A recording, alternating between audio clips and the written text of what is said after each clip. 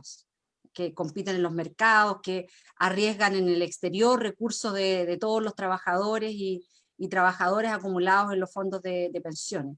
Y por lo tanto, nos parece que espacios como este, el que nos invita Jessica, nos permite también señalar qué es lo que está en juego, porque en noviembre de 1980, cuando a través del decreto ley 3500 se establece un modelo de capitalización individual reñido con las convenciones internacionales que consagran el derecho a la seguridad social, lo que se establece es un modo de entender la sociedad, es un modelo, es una cultura.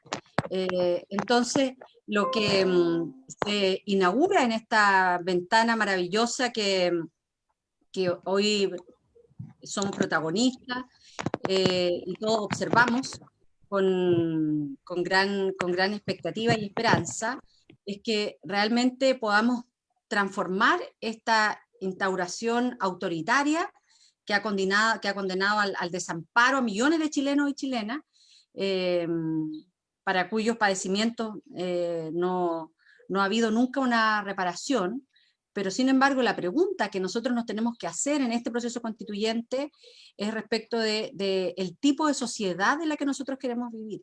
Y por lo tanto, también preguntarnos si nosotros queremos perpetuar esta lacerante realidad o avanzar en esta lucha de reconocimientos por la seguridad y la protección social. Y por lo tanto, toda estrategia también comporta un proyecto que está más cerca de las utopías o los ideales históricos concretos, como podrían ser la sociedad comunitaria que uno anhela, o un mundo libre de riesgos, pero para nosotros el proyecto que hemos presentado puede encarnar una vocación política y programática que representa la mayoría en nuestro país, que espera cambios en las existencias de este ideal de la seguridad y de la protección, y en donde hemos confluido corrientes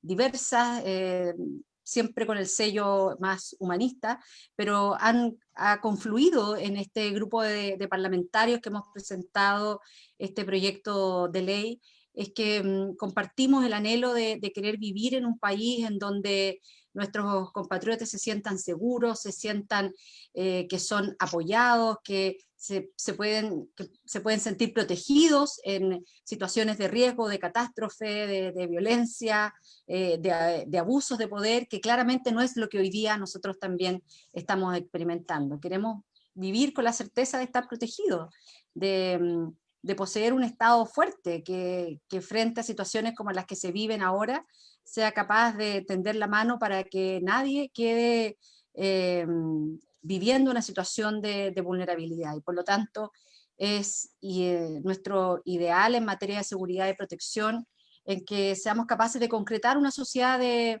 derechos y deberes que sean garantizados, exigibles judicialmente, como debiera hacerlo el acceso a la educación, a la salud, a la vivienda, al trabajo, entre otros. Y por lo tanto, la seguridad social debe estar garantizada en su pleno ejercicio, y porque nosotros consideramos que la finalidad de la seguridad social es la justicia social, que debe gobernar sobre el régimen de pensiones, sobre el régimen de salud, sobre la maternidad, sobre los riesgos al trabajo y la seguridad laboral, la cesantía en general, el tipo de prestaciones sociales y familiares. Y por eso que nos parece tan importante en esto señalar en que debemos tener claro el propósito y que son tareas en las que uno traza una estrategia, y en esa estrategia nos interesa la seguridad de los trabajadores, de todos los trabajadores, no de un grupo de trabajadores, de todos los trabajadores. Y por eso que en este espacio también reclamo una mayor solidaridad en iniciativas que nos permitan tener a la seguridad social como un derecho progresivo, permanente, actualizable, y que claramente hoy día no va de la mano de continuar con una lógica de capitalización individual. Por lo menos nosotros nos asiste la más plena convicción en que la previsión social por su naturaleza es de una institución pública, colectiva, general, que tiene que ver con un derecho solidario, como lo es el derecho a la cultura, que reconoce patrimonios e identidades comunes. Entonces, siempre en la previsión social hay un bien común que es superior al de los individuos, ¿ah? Y que se prolonga desde el pasado de una sociedad constituida para proyectarse hacia el futuro de esta misma sociedad.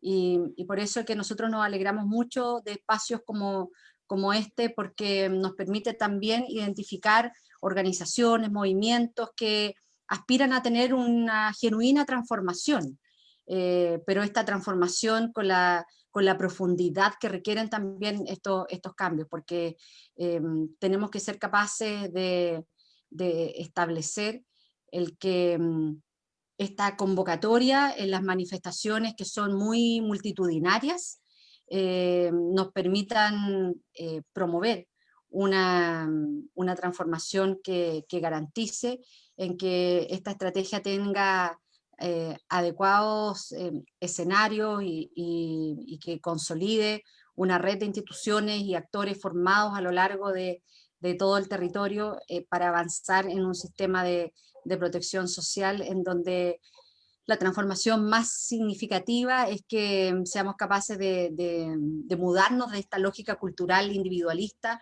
a una lógica más colectiva, en donde la tarea sea poder pagar pensiones dignas con una agencia pública y poder identificar y verificar cuando estos recursos de los trabajadores y trabajadoras sean puestos para el desarrollo de nuestro país y no para seguir alimentando a los grandes grupos económicos como ha ocurrido durante ya 4 décadas. Así que muchas gracias, Margarita, por esta invitación. Gracias, senadora. Margarita dije porque tenía ahí en la pantalla alguien que era que tenía el micrófono abierto, Jessica. Muchas gracias. Gracias, senadora. Esta discusión es súper profunda, ¿cierto? Tenemos bastante interés sobre todos los trabajadores. Bueno, quiero decir que hoy día nos acompaña la transmisión en vivo. Tenemos la radio Imagen de Chiloé, la 88.3, que está, ¿cierto?, con cobertura en la provincia de Yanquihue, en Palena, en Chiloé, para que le demos un saludo porque nos está apoyando también otras radios que se están sumando a este trabajo colectivo, que saben que informar a los ciudadanos, ¿cierto?, es un objetivo de todos para poder tener un futuro y sobre todo en el tema del proceso constitucional que se nos viene. Aquí en el tema en este minuto la propuesta, que es una propuesta del 6% de cierto adicional, la derecha, ¿cierto?, más dura, que donde tenemos, que ellos dicen que este 6% tiene que ir íntegramente a la capitalización individual. Después tenemos otros que nos dicen, ¿cierto?, que tiene que ir 3% a la capitalización individual y 3%, ¿cierto?, a la solidaridad. Después tenemos, esa es la propuesta que da el gobierno, ¿cierto?, que quiere ser un poco más democrático. Y también tenemos otra propuesta que nos dan otros senadores, ciertos senadores como Carolina Goich y Letelier, que nos dicen que este 6% tiene que ir directamente a la solidaridad. Pensando en esto, sobre todo en las propuestas, este 6%, ¿qué tan considerable va a ser para aumentar técnicamente esta pensión? Viendo acá también a Valentina, ¿cierto?, investigadora de la Fundación Sol, ha trabajado, la fundación que a nosotros igual nos da mucha confianza en el tema de trabajar las pensiones. ¿Qué opina Valentina referente a esto? ¿Cuál sería ese gran aumento de estas pensiones y cuál es la propuesta que ustedes también tienen? Porque ustedes igual han trabajado bastante tiempo en considerar pensiones dignas para los ciudadanos. Bueno, muchas gracias, Jessica, y también un saludo a todas y todos los que nos están escuchando hoy. Bueno, primero que todo, respecto de la propuesta, más que ser una propuesta de la Fundación Sol, es una propuesta que nos parece que forma parte del trabajo y la reflexión colectiva que ha sido parte de la coordinadora No Más FP. Nosotros más bien hemos sido, hemos ayudado, hemos compartido reflexiones y hemos también generado aportes técnicos que permitan sustentar en ese ámbito algo que ya había sido construido desde el punto de vista de los objetivos políticos. En ese sentido, claro, es muy importante tenerlo en mente de esa forma, ya que nos parece que los técnicos en general, los economistas muchas veces, tienen que estar más bien, digamos, primero tienen que reconocer cuáles son sus valores, cuáles son sus principios ideológicos que fundan la base de su estudio, y por otra parte también se debe plantear una necesidad de construir en conjunto y no como, digamos, decir que los expertos son los que van a traer la solución.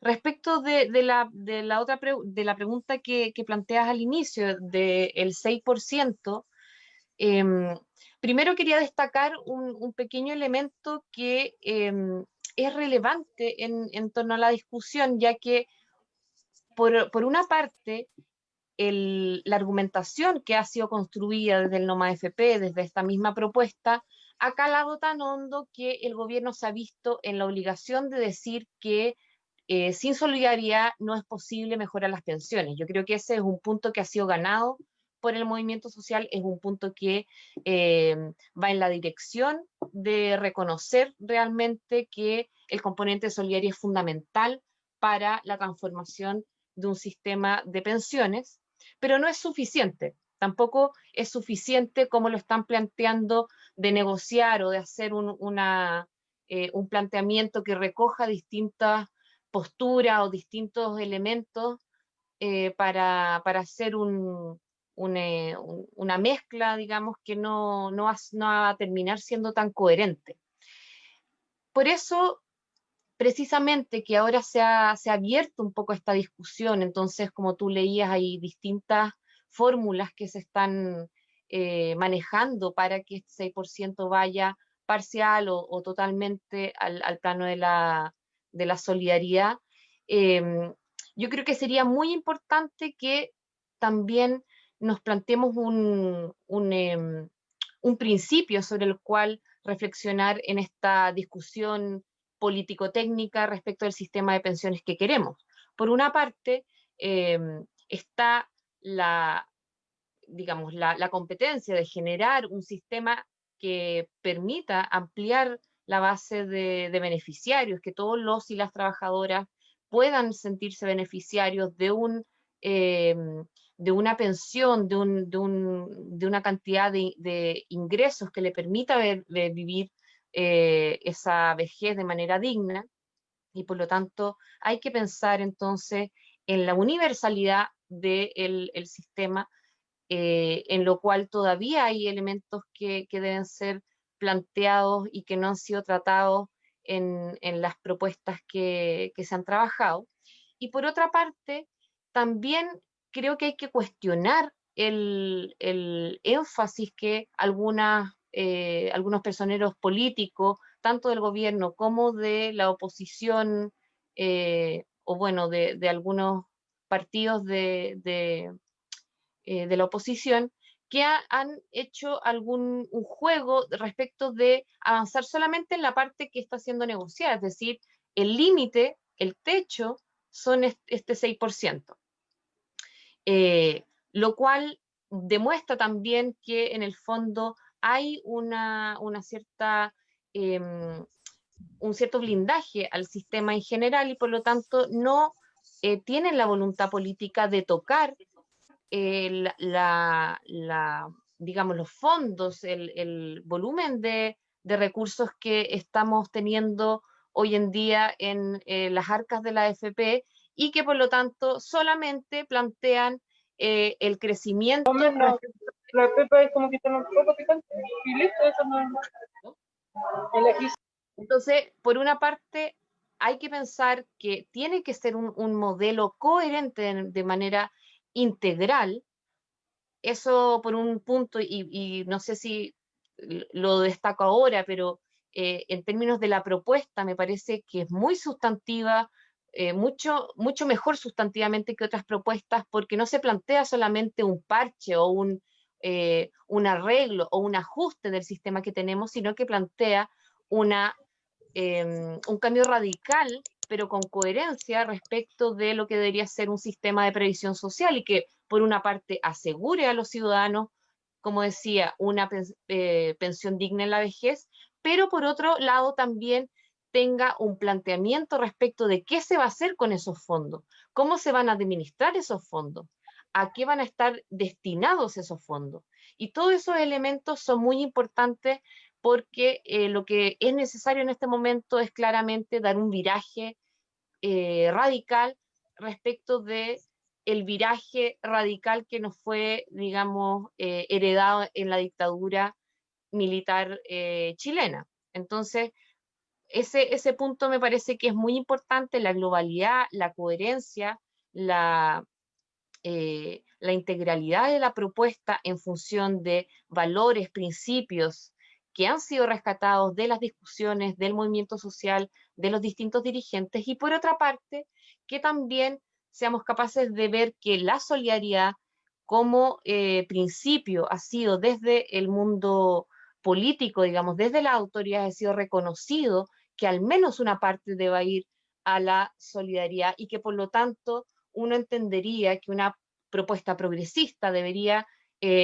justamente enfocarse en extremar, en llevar a lo más, digamos, a una propuesta más radical respecto de lo que debería hacerse y no solamente plantear algunos parches, pero sin tocar lo que es verdaderamente uno de los escollos para esta transformación de sistema, y es que son los intereses económicos de las AFP, de las aseguradoras, y esa conexión que también existe en una parte de la élite política chilena, que por lo tanto eso también hay que rescatarlo en una reflexión política y social respecto a este tema. No basta, digamos, con tener una buena idea, un buen proyecto, sino que también, por una parte, hay que reconocer cuáles son los actores en juego, cuáles son los intereses, y también, obviamente, cómo podemos desarrollar una acción colectiva que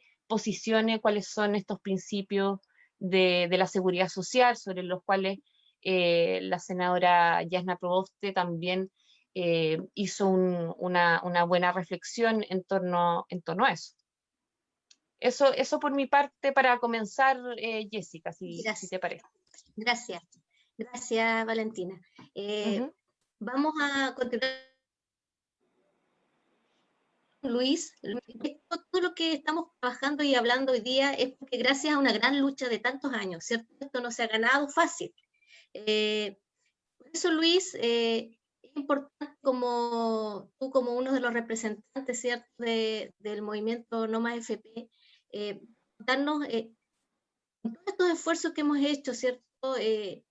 Vemos a gente tan de repente tosuda en entender de que las pensiones, este sistema de capitalización individual ya fracasó, que no entrega pensiones dignas, ¿cierto? ¿Cómo nosotros, ustedes como coordinadora, obviamente todos los que estamos trabajando acá también estamos, ¿cierto?, en esta causa, cómo podemos direccionar de que tengamos un proyecto de país a través de esta nueva constitución donde aseguremos realmente un bien social de las pensiones? Sí, bueno, en primer lugar, gracias por la invitación. Un agrado estar con la senadora y con Valentina. Formamos parte de un grupo de personas en el país que de distintos ángulos está intentando, yo diría, restituir un derecho fundamental para nuestros habitantes, que es la seguridad social. En eso estamos de acuerdo y eso es tremendamente relevante porque la demanda por seguridad social creo que es la síntesis de parte importante de lo que la ciudadanía a lo largo del país exigió después del 18 de octubre.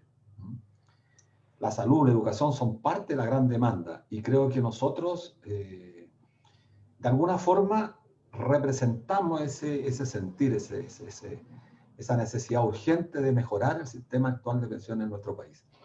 Y yo quiero partir señalando una cuestión que me parece fundamental. Hace poco, Daniel Matamala, hace una semana y media, entrevistó en CNN a Isabel Ortiz. ¿Quién es Isabel Ortiz? Es directora del programa de justicia social de la Universidad de Columbia, que además forma parte del equipo interdisciplinario de la OIT, de la Organización Internacional del Trabajo. Ellos presentaron un informe el año pasado que señala que de 192 países adscritos a la OIT, solo 30 en la década del 90 privatizaron su sistema de seguridad social. Pero durante los últimos 5 años, de estos 30 países, 18 comenzaron un proceso total o parcial de desprivatización. Ese es el concepto que se usa, desprivatización. No se usa el concepto que aquí tanto terror nos genera, la estatización, la nacionalización, la expropiación. Es desprivatización. Es decir, pasan de lo privado a lo público. Y eso es lo que hay que tener claridad, no dejarnos intimidar por este discurso rimbombante, grandilocuente de la señora Marcela Cubillo, de Alamán y de toda esta gente que durante muchos años nos asusta a través de un discurso que instalan sostenidamente. Bueno, pero ¿por qué se desprivatizaron? Esto es lo relevante. Porque después de analizar este proceso de privatizaciones, se demostró que estos sistemas aumentaban fuertemente el gasto público, agudizaban la concentración de la riqueza, profundizaban la desigualdad social, condenaban a la pobreza, especialmente a las mujeres. Y lo más trágico, que pagaban pésimas pensiones. Bueno, el caso más evidente es Chile. No es un capricho cuando nosotros señalamos que este es un sistema absolutamente fracasado, no solamente por el nivel de pensiones que paga, sino que por la perspectiva que esto ofrece. Y por eso la discusión es absolutamente pertinente hoy, que nos pronunciemos en estos espacios a solo 11 días de un plebiscito inédito en la historia de nuestra República, que debiera tener conciencia toda la oposición respecto de la conveniencia de que avancemos hacia el debate sobre un sistema integral de seguridad social y no pretendamos parchar un sistema que está absolutamente fracasado y que por muchas mejoras que se le pretendan hacer sobre la base de esta discusión falsa, como planteaba la propia Jessica en su introducción, si el 6% completo, ahora Piñera está planteando partir este 6 en 3 partes, 2-2-2, la UDI plantea un 6% entero a capitalización. Lo que sí queda claro, y yo voy a solamente citar este informe, el documento de trabajo número 61 del año 2018, de julio, de la Superintendencia de Pensiones, que da cuenta en las proyecciones que la propia Superintendencia hizo. Nosotros levantamos nuestra propuesta y plantea un escenario pesimista de rentabilidad que es cercano al 3,03, un escenario más mediano que es 4,15 y un escenario positivo o optimista 5,28 de tasas de rentabilidad. Y este es un tema, aunque es técnico, pero la gente, la mayoría, tiene que comprenderlo. ¿Cuál es el argumento central que permanentemente nos enrostran a quienes estamos contra este sistema? Nos dicen que han sido muy eficientes las AFP. Ha sido muy eficiente porque han administrado eficientemente el sistema y han generado mucha rentabilidad. Hay que responderle, qué increíble que fueron tan eficientes y lo hicieron tan bien. Imaginémonos cómo estaríamos si lo hubiesen hecho mal. Si habiéndolo hecho tan bien, la gente se está muriendo con pensiones. Las mujeres que se pensionaron en julio, la mediana con pensiones por debajo de los 35.000 pesos, 35.000 pesos. Y las mujeres tienen 60 años, entonces no pueden aspirar al pilar solidario, tienen que esperar 5 años hasta llegar a los 65. Entonces, afortunadamente lo hicieron bien. Entonces tenemos pensiones promedio de los que contribuyeron 30 o 35 años cercanos a los 220.000, es decir, un tercio más bajo que el ingreso mínimo que está en 320.000, y la mediana, es decir, contándola a todas por debajo de los 35, especialmente las mujeres, que representa, hay que decirlo también, un décimo del ingreso mínimo. Bueno, a propósito del informe al que hacía mención de Isabel Ortiz, que no es chilena, es española. Saben ustedes que México y Colombia, que tienen un sistema privatizados como el nuestro, pero que han convivido con el sistema público, la pensión mínima garantizada del Estado mexicano y colombiano es una pensión igual al ingreso mínimo. En el caso chileno sería igual a 320.500. Y para tener hoy día una pensión de 320.500 pesos, usted tiene que haber ahorrado 95 millones los hombres, no, 90 millones los hombres y 95 millones las mujeres, para que puedan aspirar a una pensión cercana a los 320.500 hoy día, dada la baja tasa de interés. Ese es el cuadro. Entonces tenemos que entrar en una discusión técnica. Yo trabajo en el sistema financiero hace 40 años y en el sistema financiero la gente no puede proyectar ni siquiera por un año cuánto va a ser el monto de su pensión. Imagínense la gran mayoría de los ciudadanos. Entonces, la discusión de fondo debiera ser restituir la seguridad social. Miren, con estas tasas de proyección de rentabilidad a la que hacía mención de la superintendencia, este sistema no da el ancho. Y si usted aumenta un 6%, que es gradual, no va a ser inmediatamente que a partir de aprobar este proyecto al otro mes, los trabajadores van a tener una contribución del 6% adicional al 10, es decir, un 16, no es inmediatamente, es gradual. Pero el 10% se plantea dejar intactamente, y eso es complejo porque las rentabilidades están cayendo y es cosa de aplicar un poco de lógica, ni siquiera se requiere de mucho conocimiento. Hay una crisis sanitaria, las consecuencias en el empleo van a ser gravísimas, baja la densidad, es decir, los años de cotizaciones. Y por lo tanto lo que tenemos que restituir es la seguridad social, es decir, garantizarle a las personas, hombres y mujeres, una pensión universal que sea igual a un indicador que el Estado ha establecido, que es el ingreso mínimo, no lo establecimos nosotros. Y si el Estado con los gobiernos de turno ha establecido que 320.500, ahora viene un reajuste, es el ingreso mínimo que merece una familia, bueno, pues bien, nosotros ¿por qué tendríamos que aspirar a una pensión inferior a eso? Creo que hoy día estamos en un momento crucial, estamos, como decía, a 11 días del plebiscito, que es un hecho inédito en nuestro país, y lo que debiéramos nosotros presionar, y aquí termino, a aquellos congresistas que pretenden llegar a un acuerdo con un gobierno que está absolutamente deslegitimado. Y lo que tenemos que hacer nosotros también es cautelar que la política logre y vuelva a tener el prestigio que nunca debió perder. Y esa es una tarea de toda la sociedad, no es una tarea de un grupo en particular. Hay una campaña sostenida de la derecha por denostar la política. Yo hoy día estuve en Huérfanos con Ahumada checando volantes y tenemos que decirlo. La gente nos hace un reconocimiento increíble. No falta quien esté, bueno, parte de la democracia que esté en contra. Pero la ciudadanía nos dice hay que pelear por restituir derechos. ¿Y cuál es el discurso? Los políticos se van a robar la plata. Los políticos quieren hacer un plebiscito. Los políticos... Bueno, y la gente quienes instalan ese discurso son justamente quienes han profitado del Estado durante años. Patricio Melero, Coloma, los Chadwick, que los conocemos desde los 14 años prácticamente. Pinochet los puso en los cargos públicos, antes que cumplieran la mayoría de edad. Me acuerdo que Coloma llegó al Consejo Nacional, al Consejo de Defensa del Estado, a los 18, 19 años. Patricio Melero era alcalde designado en Pudahuel. Entonces han profitado toda la vida del Estado y abominan del Estado. Entonces tenemos que restituirle a la política lo que se merece con este acto máximo de democracia que es el proceso constituyente que se abre este 25 de octubre. Tenemos que ganar con mucha fuerza, pero abrir un debate democrático. Nosotros tenemos una muy buena propuesta, como decía Valentina, sustentable financieramente de aquí a final de siglo, pero que no es un dogma, que está abierta a ser debatida.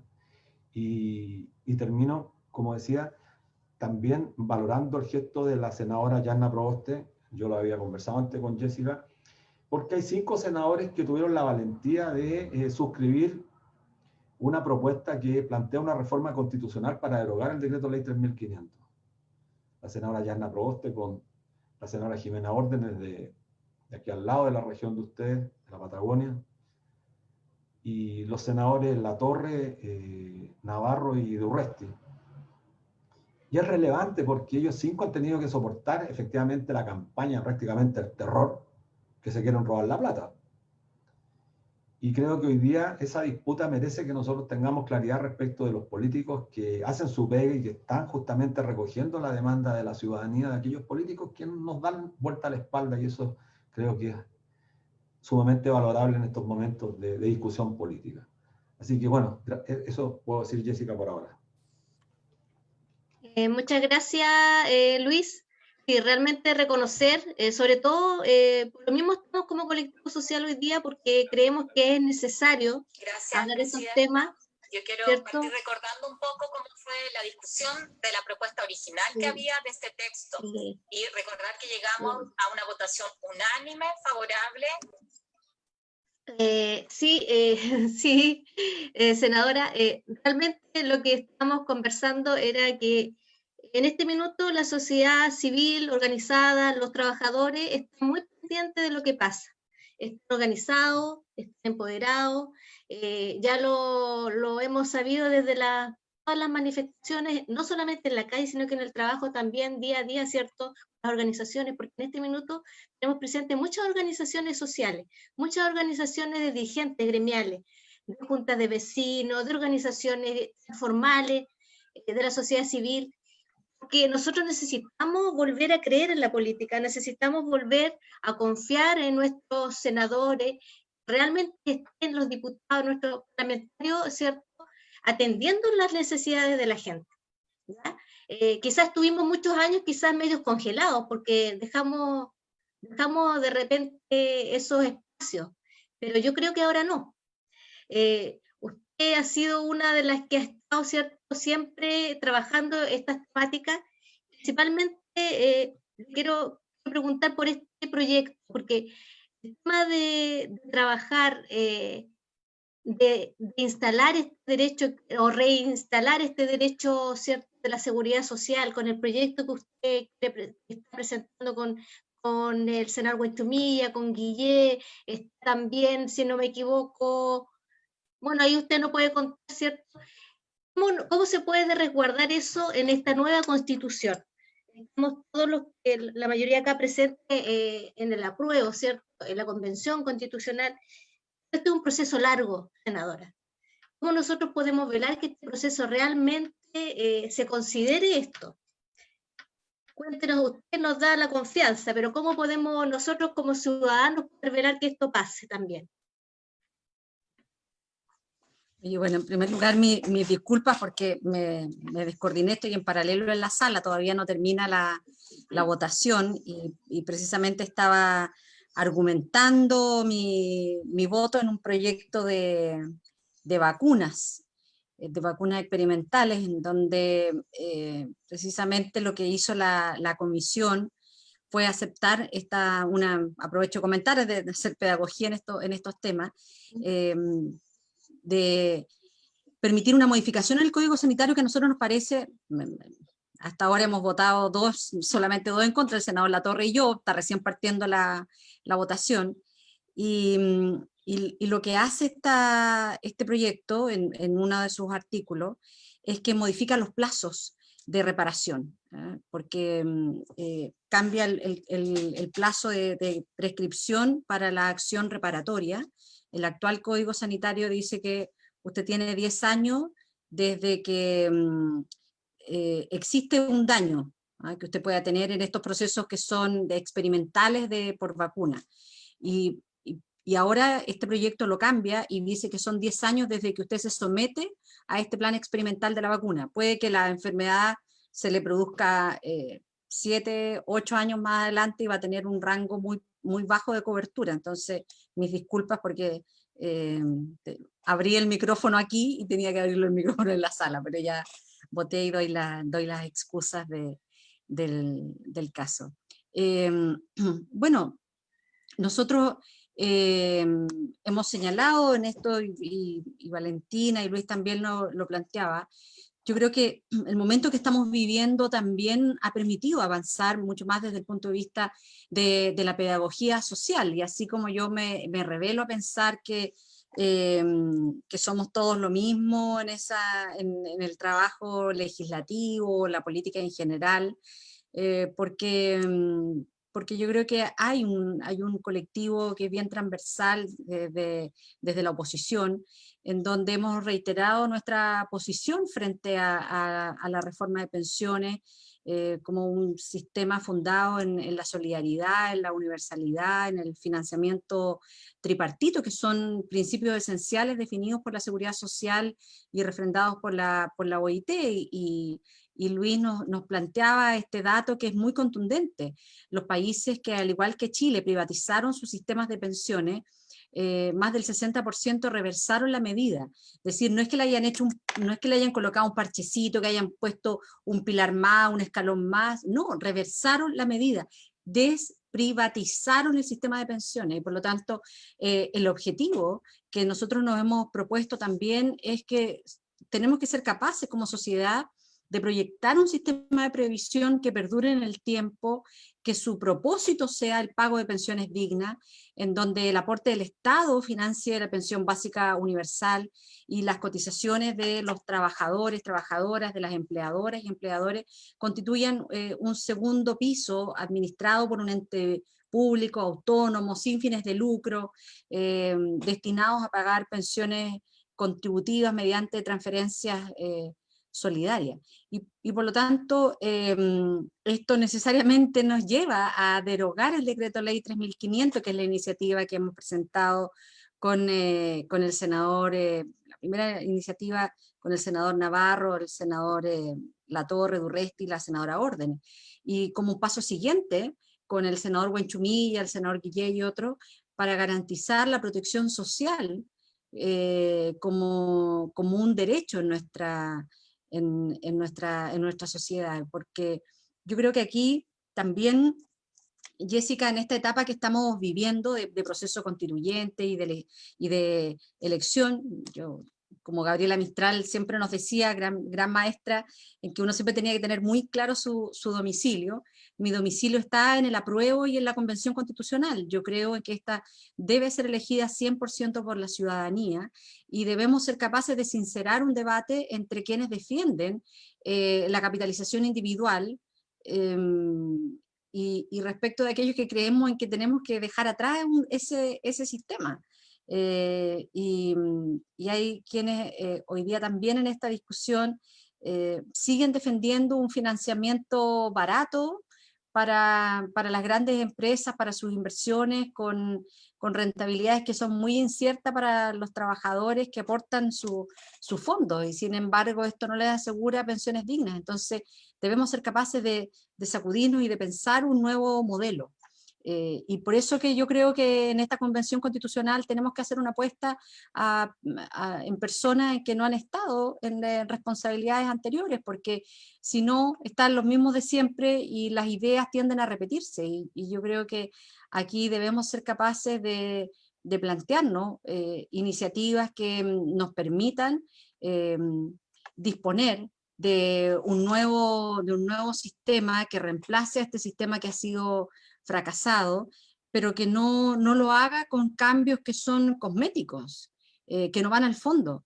Y en esto vemos a algunos parlamentarios de la centroizquierda, y vemos, por cierto, al gobierno y a todas las fuerzas empresariales moviéndose para garantizar en que se perpetúen este modelo de la AFP. Y yo creo que nosotros debemos jugarnos por una alternativa que sea mucho más sincera, más legítima, de un nuevo sistema previsional que sea abordado en el proceso constituyente, que el próximo 25 de octubre nos permita también abrigar la esperanza en que vamos a tener una transformación de verdad y no un cambio cosmético.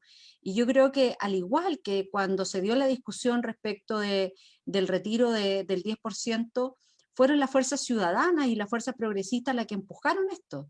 Y eso implicó una presencia y una participación muy activa de la comunidad, involucrándose en los debates, no siguiendo en esta lógica del engaño de los medios de comunicación a través de monopolizar la información, a través de grupos de poder, de lobby que están presentes en los medios permanentemente, sino que el país entero logró sobreponerse a esta campaña del terror, que se decía que si se aprobaba el 10% se venía abajo la república, la inflación, los mercados caían. Realmente el escenario era catastrófico. Se aprobó el 10% y nada de eso ocurrió. Y lo mismo yo estoy convencida que va a ocurrir cuando alguien dice, mire, pero terminar con el sistema AFP va a ser catastrófico para el país, la incertidumbre va a ser completa para los trabajadores y trabajadoras. Yo creo que nosotros debemos ser capaces, a través del proceso constituyente, de iniciar un proceso de transformación profunda en nuestro sistema de pensiones, y que, al igual que con el retiro del 10%, toda esta campaña del terror orquestada por el monopolio de los medios de comunicación y la concentración del poder económico, debe ser capaz de sobreponerse con la fuerza ciudadana y con el compromiso en que seamos capaces de construir todos juntos una sociedad distinta. Eso es lo que está en juego en este proceso constituyente. Lo que está en juego es cuál es el tipo de sociedad en el que nosotros queremos vivir, y que nosotros queremos enfrentar también esta crisis de pensiones, queremos enfrentar esta crisis de la desigualdad, queremos enfrentar estas incertidumbres con un modelo de sociedad que entregue mayores certezas, que distribuya mejor las riquezas de nuestro país, y que además cobre mayores impuestos a quienes tienen hoy día mayores riquezas. Y por eso que nosotros hemos rechazado tajantemente esta idea de poder mejorar las pensiones a través de elevar el IVA, porque eso significa cargarles aún más la mano a los más pobres. Y este tipo de discusiones, a los únicos que favorece son aquellos que evaden, que eluden, que no son necesariamente los sectores más desfavorecidos, sino aquellos que han logrado acumular mayor riqueza, y que en nuestro concepto debieran ser quienes paguen más para poder generar también una mejor distribución en nuestro país y un acceso adecuado a derechos que debieran estar garantizados, entre esos educación, salud y el acceso a pensiones dignas. Gracias, senadora. Entonces, estamos con el segundo retiro del 10%, ¿cierto? Estamos a favor, totalmente. Nosotros en esto tenemos una preocupación, porque ya se ha informado que son 2 millones de chilenos y chilenas que retiraron todo lo que tenían en el primer retiro. Entonces yo creo que junto con el segundo retiro, porque no hay otra oferta sobre la mesa, debemos ser capaces de dar una respuesta también a esos 2 millones de chilenos y chilenas que son los más desfavorecidos, que no van a tener acceso al 10% en esta segunda cuota porque no tienen fondo, sacaron todo lo que tenían, y hoy día enfrentan igual situaciones de mucha incertidumbre. Entonces, a propósito de lo que yo decía en mi primera intervención, cuando nosotros tenemos claro nuestra estrategia, tenemos claro el camino, y el camino es de solidaridad, uno no puede soslayar esa realidad. Uno no puede decir, no importa, vamos por la segunda cuota y los 2 millones de chilenos que no tienen acceso, problema de ellos. No, pues, no es problema de ellos. Entonces, para ellos también tenemos que ser capaces de tener una propuesta. Y nuestra propuesta no es el aumento del IVA, sino nuestra propuesta es que aquí se incorpore un impuesto a las grandes riquezas de nuestro país, para poder ir en apoyo respecto de estos 2 millones de chilenos y chilenas que hoy día no van a poder tener acceso al retiro del 10% porque no tienen nada más que retirar. Gracias, senadora. Bueno, vamos a dar, Luis está cierto, ingresando quizás para otra reunión. Luis, te damos la palabra. Nos gustaría también que nos cuentes referente a este segundo retiro, y también cuáles son los pasos a seguir ahora como propuesta de no más AFP, en el sentido de poder tener y consolidar este gran sueño de todos del bienestar social a través de estas pensiones dignas para todos. Luis. Sí, bueno, como decía la senadora, hay efectivamente un 27,4% del total de los afiliados no tiene ningún peso en sus cuentas de ahorro individual. 27,4, es decir, son exactamente, si tomamos la cifra de marzo, son 3.012.000 personas que no tienen ni un peso. Y si se aprueba el segundo retiro, vamos a llegar cerca al 46-47% de gente que se va a quedar sin un peso. Ahora, la posición nuestra respecto a ese tema, este no es el tema central, porque nosotros hubiésemos esperado, bueno, pero me voy a pronunciar sobre el retiro del 10%. Nosotros hubiésemos esperado que quienes patrocinan este proyecto dijeran algo sobre las AFP. pero los que patrocinan este proyecto no han dicho una sola palabra respecto al sistema actual, que es francamente una vergüenza. Entonces uno podría suponer que quienes, haciendo eco del drama que están viviendo muchas personas, porque efectivamente hay mucha gente que está muy mal, a mí me lo decían hoy día en la calle, la gente no sabe qué hacer porque lleva desempleada 7, 8 meses y está en condiciones de absoluta orfandad. Pero uno esperaría, insisto, de que quienes promueven estos proyectos al mismo tiempo ofrecieran una alternativa a la ciudadanía, porque es muy fácil que nosotros sigamos financiando la crisis, porque con un segundo retiro del 10% lo que vamos a hacer, como ya se demostró con el 10%, es que vamos a provocar una política de reactivación de la economía, es decir, vamos a salvar nuevamente a Piñera de la crisis económica, pero esta crisis la vamos a sustentar y la vamos a resolver con nuestro ahorro previsional, cuyo objetivo es destinarlo al pago de las pensiones.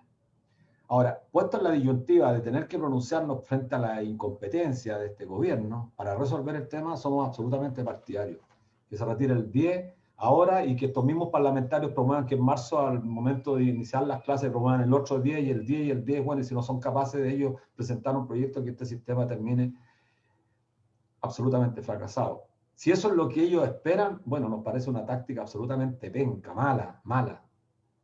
Porque aquí lo que debemos presionar nosotros en un proceso constituyente es justamente abrir el debate sobre propuestas serias. Y lo que plantea la senadora me parece lo más razonable. O sea, tenemos que abrir el debate en un proceso constituyente que nos permita a nosotros debatir. No es posible que nosotros guardemos silencio frente a la propuesta de un sector, particularmente Bópoli, y también de alguna manera la UDI, que plantean aumentar el IVA. Y ustedes saben, todos los que estamos aquí, la mayoría son funcionarios públicos, los dirigentes sindicales saben concretamente que el IVA lo pagamos en un alto porcentaje, nosotros en términos relativos pagamos mucho más IVA que Andrónico Lux y que la familia Mate, porque casi el 80% de nuestro ingreso, o el 60% en el caso de nosotros, lo destinamos al consumo, que los más pobres destinan prácticamente todos sus ingresos al consumo, por lo tanto un quinto de sus ingresos está pagando impuestos, un quinto. Y un punto significan 1.310 millones de dólares, o sea, es prácticamente muy poca plata.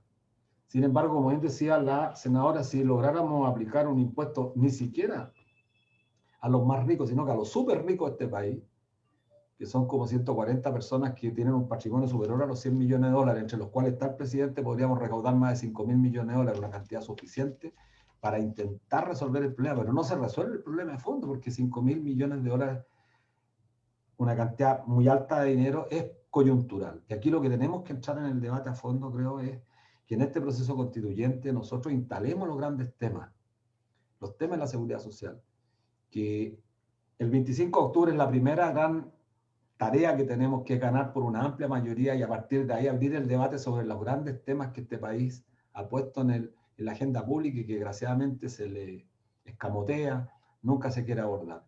Y tenemos que hacerlo desde el movimiento social, con el apoyo justamente a aquellos políticos que han sido capaces de tener valentía y colocar estos temas en el debate público, aunque absolutamente con la invisibilidad de los medios tradicionales de comunicación, porque los medios de comunicación le dan cobertura a quienes de alguna forma, y hay que decirlo también, de alguna forma están criticando, pero están dentro del modelo para hacer reformas. Eso es lo que podría decir, Jessica, bueno, y creo que tenemos que seguir lidiando con esta presión, porque depende en general de nosotros, que sigamos corriendo el cerco. Ya logramos instalar este debate y creo que es menester que el proceso, insisto, constituyente o constitucional permita que debatamos, deliberemos respecto a la seguridad social, que creo que es lo fundamental. Gracias, Luis. Le damos la palabra a Valentina para ir redondeando, ¿cierto?, en el cierre, y también vamos a leer algunas preguntas que algunos de los amigos que tenemos acá nos puedan escribir en el chat. Bueno, aquí lo que me dicen es que vamos por el segundo retiro al 10%. Aquí yo creo que la mayoría estamos en eso. Valentina. Muchas gracias. Bueno, yo coincido, bueno, nosotros en la Fundación coincidimos con un poco la postura que plantea Luis. No creemos que esto sea la centralidad y nos parece que también vemos que quienes impulsan no están preocupados de cuál es la alternativa global e integradora para el sistema de pensiones, que es una pregunta fundamental a la hora de generar digamos, estos retiros que finalmente van disminuyendo el Fondo Global de Pensiones, que son de todos los y las trabajadoras, pero en su conjunto. Yo creo que ahí, independiente de lo popular, y por ejemplo en el chat, como tú decías, la mayoría de las personas está a favor del retiro de esta segunda cuota, obviamente todo el mundo va a estar de acuerdo con la posibilidad de contar con recursos que han sido ahorrados de tu propio ingreso para paliar una crisis que en términos sanitarios y en términos económicos no ha tenido una respuesta viable y satisfactoria de parte de las autoridades. Yo creo que ahí hay que poner un primer acento. Este segundo retiro viene de un sistema en el cual primero nos expolian, tenemos bajos salarios, tenemos alto endeudamiento, y sumado a esto tenemos una pandemia sobre la cual el gobierno no ha sabido actuar para defender a todos y a todas sus ciudadanos. Entonces, por eso ese es el contexto. Luego, ya que tenemos unas autoridades totalmente negligentes que han dejado todo este tiempo a las personas sin sus condiciones de vida aseguradas, porque no tenemos tampoco salud asegurada, no tenemos, como se decía, pensiones aseguradas, ni el derecho a la vivienda, y tantos otros que, como decía Luis, es muy necesario que los posicionemos y los marquemos como relevantes, porque son condiciones básicas para la existencia en dignidad y en iguales posibilidades para todos.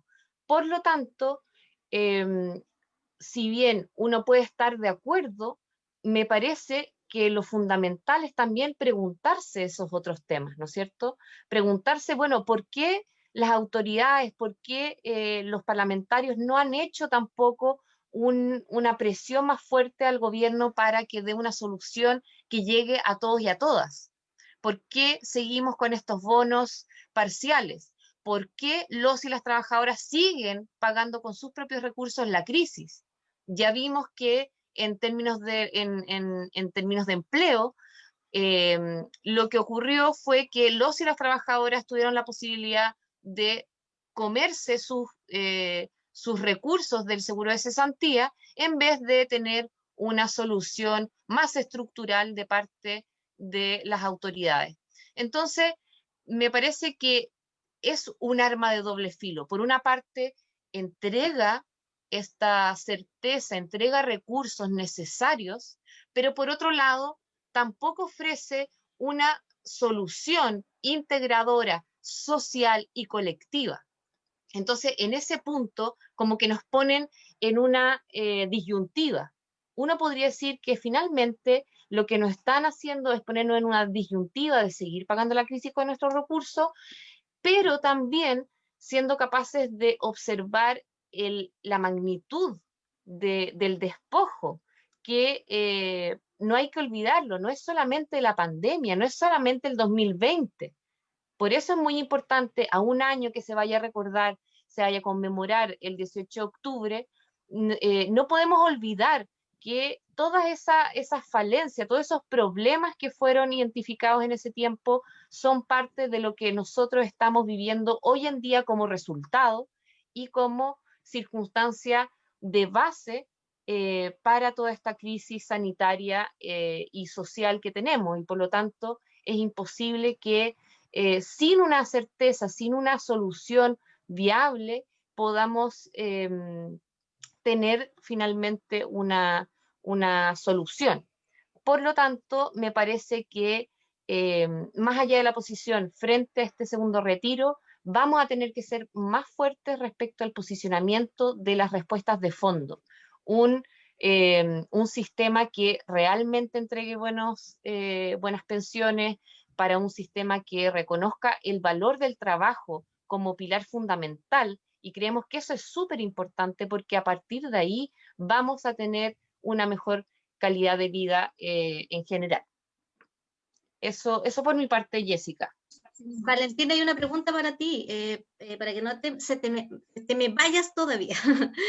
Dice, nos pregunta Lorena Hidalgo, Valentina, ¿cómo un nuevo modelo puede abordar la nivelación de la brecha salarial para las mujeres? Como un nuevo modelo. Bueno, de partida, yo creo que está muy en cuestión el sistema como lo conocemos hoy de valoración del trabajo, en torno a la productividad y también al costo, ¿no es cierto? El trabajador o trabajadora es finalmente un costo y por lo tanto la mujer es más costosa porque se puede embarazar, etc. Entonces, yo creo que un primer punto fundamental que habría que trabajar tiene que ver con la economía de los cuidados y con el cuidado como derecho social colectivo y no solamente de un empresario individual o de una persona particular, sino que como algo que permita nivelar hombres y mujeres en sus circunstancias de vida. Eso como para partir. Luego, también hay un componente mucho más cultural, más sociocultural que hay que combatir y que tiene que ver con la asignación de roles, con la asignación de funciones y también con la feminización de ciertos sectores y con la baja paga que tienen muchos de esos sectores feminizados. Podemos hablar del aseo, podemos hablar de la salud, la educación, sectores altamente feminizados con muchas mujeres, pero que tienen sueldos muy por debajo de lo que debería ser por la importancia social de esas labores. Entonces, yo creo que habría que reflexionar en general sobre la forma en cómo se valora, se distribuye el valor del trabajo, por una parte, y por otra también tener mucho ojo de sociabilizar, de colectivizar el cuidado para que no sea una condición que vaya en desmedro de las mujeres que deciden ser madres y que por lo tanto tienen familia y tienen esas necesidades más especiales para cuidar. Eso me parece que son dos elementos y que lamentablemente hoy que tenemos una ley de igualdad salarial que se supone que obliga a las empresas de más de 200 personas a tener un registro de cuáles son las bandas salariales, etcétera, lamentablemente no se cumple porque estamos sujetos a un sistema en el cual la valoración del trabajo es muy desigual, no tenemos conciencia del valor, por ejemplo, de lo que significa el cuidado de salud, el cuidado de persona, está muy desvalorizado. Todo lo que tenga que ver con el aseo, con la higiene, también está muy desvalorizado. Entonces hay que partir por revalorar el trabajo y sobre todo revalorar la potencia y lo importante del trabajo de cuidado y reproductivo, que eso también sea un valor social que sea reconocido. Eso podría decir. Gracias, Valencia. Gracias. Vamos a una pregunta, Luis, sobre todo a Luis Mesina, de Felipe Zúñiga, que nos dice que teniendo en cuenta la experiencia de Corfo durante el proceso de industrialización del país entre 1938 y 1973, ¿qué entidad debería administrar los fondos y cómo se pueden invertir? ¿Se pueden invertir en ferrocarriles, no sé? Le estaba respondiendo por chat, pero mira, muy breve. A propósito, que está la senadora Yanna Proboste, que es de la democracia cristiana, yo invitaría a que leyeran a un economista de mucho prestigio de la democracia cristiana, que es Ricardo Frentavich. Roberto Sales, yo fui compañero, somos de la misma institución financiera, hasta hace poco él trabajaba ahí. Y Ricardo Frentavich ha planteado en muchos artículos una cuestión que me parece relevante, que es parte del debate, porque creo que tenemos que derribar todos los yo diría, paradigmas que había. Entonces, ¿para qué sirve el ahorro de los trabajadores? Sirve fundamentalmente, y creo que está Luis Eduardo Taller también ahí, que hemos lo conozco hace muchos años, un abogado especialista también en la materia. El ahorro previsional tiene que tener un fin, y ese fin es pagar pensiones, ese es el objetivo. Pero como tenemos nosotros un ahorro tan grande en Chile, que medido por el producto es casi ha llegado a ser más del 70%, es mucho dinero comparado con la economía nuestra. Entonces, en nuestra propuesta tenemos que rentabilizar ese ahorro previsional que va a formar parte del fondo de reserva, porque no nos vamos a gastar la plata como dice Alamán y compañía. Nosotros vamos a mejorar las pensiones en un proceso y nuestra propuesta plantea que en 5 años establezcamos la pensión universal para todos igual al ingreso mínimo, es decir, a 320.500 más lo que se va a reajustar ahora en 6.000, no sé cuántos pesos más. Entonces necesitamos que el nuevo organismo público, y aquí, bueno, los abogados que están en el panel van a entender, una corporación de derecho público, que por su naturaleza jurídica no persigue fines de lucro, y que en toda Europa son administradas con absoluta eficiencia. Y no es efectivo que en el pasado las cajas anteriores cometían. Yo soy muy amigo, bueno, de Luis Eduardo y de Juan Sebastián Gumucio, que trabajó en la superintendencia justamente cuando se promulgó el decreto ley 3.500, y habían cajas que eran tremendamente exitosas. La caja, bueno, las cajas más grandes eran la caja de empleados públicos y periodistas, la caja de empleados particulares y el Servicio Seguro Social. Los 3 organismos concentraban más del 94% de todos los afiliados de las 32 cajas que había. Nunca se robaron la plata. Es una caricatura. En los bancos también de repente aparecen ladrones. En todas las instituciones de repente un sujeto roba. Pero eso no hace por un hecho generalizado. Entonces, esta nueva institución, y hemos debatido, y creo que este es un debate que está abierto a propósito de lo que pregunta Felipe, nosotros hemos pensado algunos que podría ser perfectamente el IPS, el Instituto de Previsión Social, que es el único organismo público que existe que todavía sigue pagando pensiones, que habría que dotarlo de un nuevo estatuto de forma tal que fuera autónomo de los gobiernos de turno, con mayor cantidad de recursos, de forma tal que no solamente tenga la misión de recaudar las contribuciones tanto de los empleadores como de los trabajadores, sino que además pague las pensiones, pero tiene que incorporar una tercera responsabilidad, que es administrar el fondo, es decir, capitalizarlo. Y aquí viene lo que plantea Ricardo Frendavis. Ha planteado él con otros economistas que el ahorro previsional en los periodos de transición deben hacer además una contribución para orientar el desarrollo del país. Entonces ahí surgen todas las preguntas. ¿Necesitamos construir ferrocarriles, por ejemplo, para mejorar no solamente el costo del transporte de carga, sino que además mejorar en la alta congestión que se está produciendo en los puertos chilenos, que están generando grandes problemas al mercado de las transferencias, particularmente en el comercio internacional? Ese tema aún no se resuelve, y el Estado en este país, el Estado actual, no va a invertir, entonces le va a dejar ese campo a los privados. Son rentabilidades de más largo plazo. La rentabilidad inmobiliaria. Es bueno que ustedes sepan que la mayor inversión inmobiliaria en Chile se hizo justamente en los periodos 60-70 con ahorros previsionales, la caja de empleados particulares, las grandes villas que hay, la caja de empleados ferroviarios, etcétera, construyeron muchas viviendas. Y todo eso es parte de un debate donde invertimos, de forma tal garantizar una rentabilidad. En nuestra propuesta decimos, si logramos una tasa de retorno promedio cercana al 3%, nosotros teníamos en nuestra propuesta original un 2,5%, con eso tenemos suficientes recursos para financiar pensiones mucho más dignas. Pero es un debate que está abierto. Yo no tenemos la respuesta concreta, tenemos reflexiones, pero como bien dijo la senadora, y bueno, y la misma Valentina lo refrendaba, tenemos que abordar el debate, abrir el debate y deliberar, aprender. Creo que los chilenos en eso tenemos lamentablemente poca experiencia. No hemos podido abordar esta discusión con absoluta prescindencia del dogma, porque aquí está instalado el dogma monetarista. Entonces, quien se sale del dogma monetarista, bueno, lo acusan de comunista, quiere estatizar los fondos. No, y eso no es efectivo. El predominio del liberalismo en todos los ex ministros de Hacienda es brutal. Si piensen ustedes que el más grande defensor, el más grande activista que tenemos hoy día en defensa de las AFP se llama Rodrigo Valdés. Yo lo puedo decir, la senadora no lo puede decir porque, bueno, yo soy dirigente social. Rodrigo Valdés, ex ministro de la presidenta Bachelet, con su equipo, que son los que están llevando adelante. Entonces, los que están aquí en el directorio, muchos PPD y muchos socialistas, que lo sepan, pues.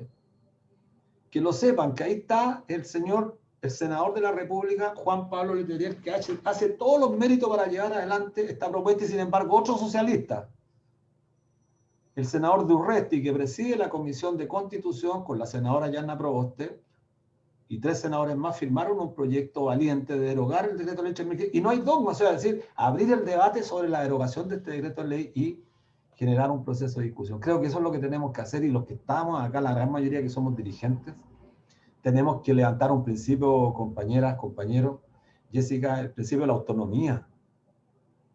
Esto no significa estar en contra de los que militan en los partidos, pero tenemos que tener autonomía para decirle al senador Letelier que cómo es posible que él siga adelante en este proceso cuando estamos a 11 días de un plebiscito.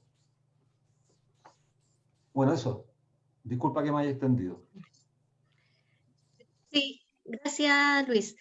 Bueno, para ir cerrando, estimados, realmente agradecer, vamos a dar un minuto de despedida para cada uno, solamente como colectivo social, Los Lagos, dar las gracias a nuestros grandes expositores, porque siempre es importante tener visiones, ¿cierto?, de una parlamentaria, de un representante de los trabajadores, y también de la parte técnica, ¿cierto?, como ha trabajado la Fundación Sol. Le vamos a dar unos minutos para que se despida, y muchas gracias. Senadora. Bueno, muchísimas gracias. Gracias al colectivo social de Los Lagos por esta invitación, porque, claro, el tema de hoy ha sido las pensiones, cómo logramos tener un sistema que realmente apunte a la dignidad, pero más bien este ha sido un espacio para hablar del país que queremos, del país que soñamos, de poder hablar de estos desafíos comunes por el cual queremos transitar, que nos permitan tener una sociedad en donde la dignidad, la libertad, la solidaridad, el respeto sean valores esenciales en el desarrollo de nuestras comunidades. Eso es lo que nosotros esperamos que comience a plasmarse, porque ya ha iniciado este camino, en donde esperamos que Chile se mueva con otros valores, que se mueva con los valores de la solidaridad, de la colaboración. Durante 40 años nos dijeron que la competencia era el motor de desarrollo, y la gente competía por tener mejores empleos, por tener mejores remuneraciones, competía por tener más recursos en la capitalización individual, competía en las escuelas, competía por las notas, competía como un elemento central de este modelo de desarrollo cultural y económico impuesto en dictadura. Y por lo tanto, yo lo que creo es que en este proceso que hoy estamos viviendo, lo que realmente tenemos la posibilidad de poder compartir es si el proyecto de sociedad, este horizonte común que nosotros aspiramos, es continuar con un proyecto de sociedad generado en un periodo tan oscuro de profundas violaciones a los derechos humanos, y en donde se estableció todo una plataforma en educación, en salud, en pensiones, en reformas laborales, para que se sirviera un modelo económico, o si realmente nosotros, a partir de lo que ha sido un profundo malestar durante muchos años, que se han canalizado a través de las movilizaciones ciudadanas de No Más AFP, que se han manifestado a través del despertar social del 18 de octubre, que no me cabe ninguna duda que se va a manifestar el 25 de octubre en el plebiscito, y que debemos seguir generando mucha unidad desde el mundo progresista para tener garantizada una mayoría absoluta en el proceso de la Convención Constitucional. Es que si vamos a ser capaces de superar este tipo de sociedad que hemos heredado de la dictadura, y que ha permanecido prácticamente invariable, porque ha penetrado tanto en nuestra cultura, en que muchas veces nosotros no reflexionamos adecuadamente respecto de si estamos o no siendo solidarios con el resto de los trabajadores, si estamos o no siendo solidarios con la preocupación y con los dolores y pesares de aquellos que enfrentan situaciones más complejas que la que uno puede enfrentar.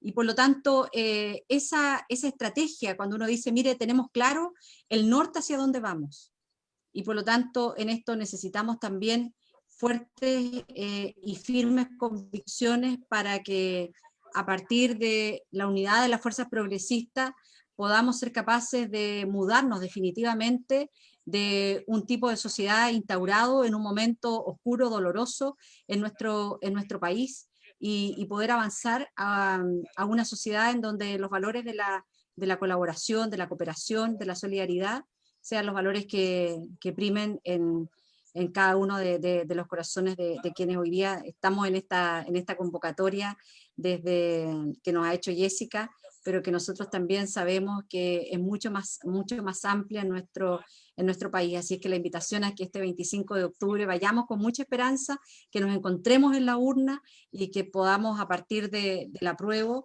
generar también la posibilidad cierta de la transformación de la sociedad que anhelamos. Muchas gracias, senadora. Despedimos a Luis y a Valentina. Luis. No, muy breve, un abrazo a todos, gracias por la invitación. Y como decía Yanna, tenemos que ganar el 25 por paliza, ojalá, por goleada, de forma tal que el segundo tiempo no nos den vuelta el partido.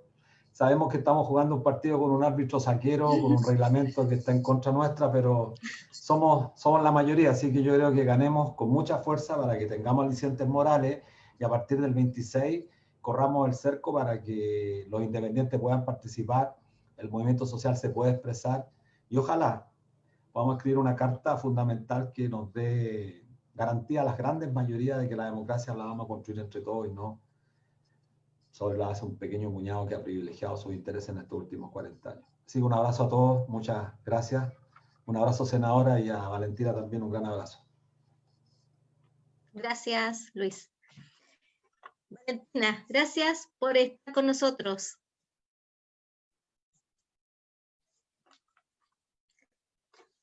Muchas gracias a todos también. Pues. Muchas gracias. Gracias. Valentina, gracias. Por ahí estás. Gracias, Valentina. Justo estaba con el... Por ahí, Valentina, para que nos despidamos. Sí, justamente, lo siento, es que estaba hablando con el micrófono apagado. Bueno, muchas gracias a ti, Jessica, a todos los compañeros y compañeras del colectivo social Los Lagos. Simplemente despedirnos celebrando la idea de organizarse, de estar comentando y nutriéndose de distintas informaciones, opiniones. Me parece que lo que decía Luis es súper importante, que no tenemos tanta experiencia, tanta costumbre de estar debatiendo y compartiendo análisis, así es que celebro mucho que tengamos esta posibilidad.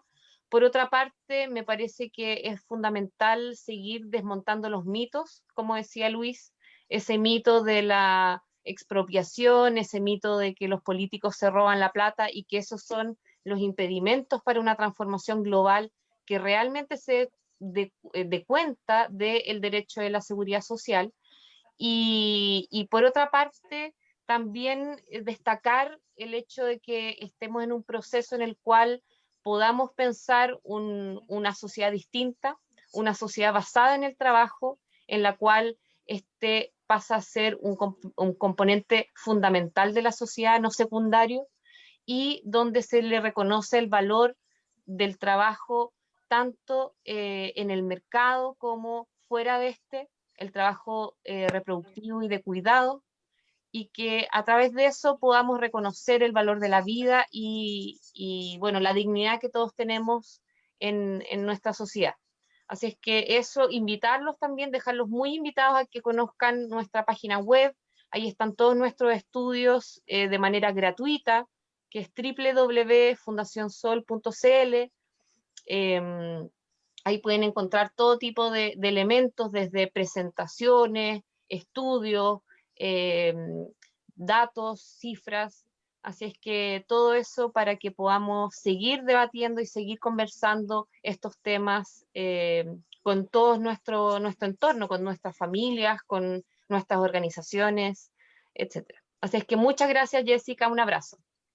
Un abrazo, Valentina, y un abrazo a todos. Le agradecemos la participación, ahora que lo vemos a todos, le damos un abrazo, nos estaremos viendo en otra actividad del colectivo, que va a ser pronto, y vamos a continuar, que esto es una tarea larga, así que Niños a todos y nos vemos en la próxima actividad. Gracias. Ok, gracias. Nos vemos la próxima. Gracias a todos. Gracias. Chao, chao, que estén muy bien. Gracias a todos. Gracias. Chao, chao. Chao, Chao, A todas chao. las Chao, Seguimos la chao. votación. Chao, chao.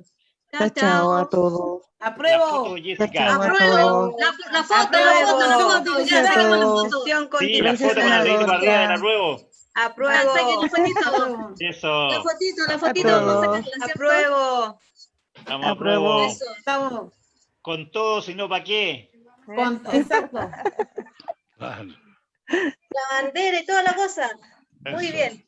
Así es. Listo, cuídense. Nos vemos. Besito, Vale, besito. chao, Chao. Saludos a Besitos. todos.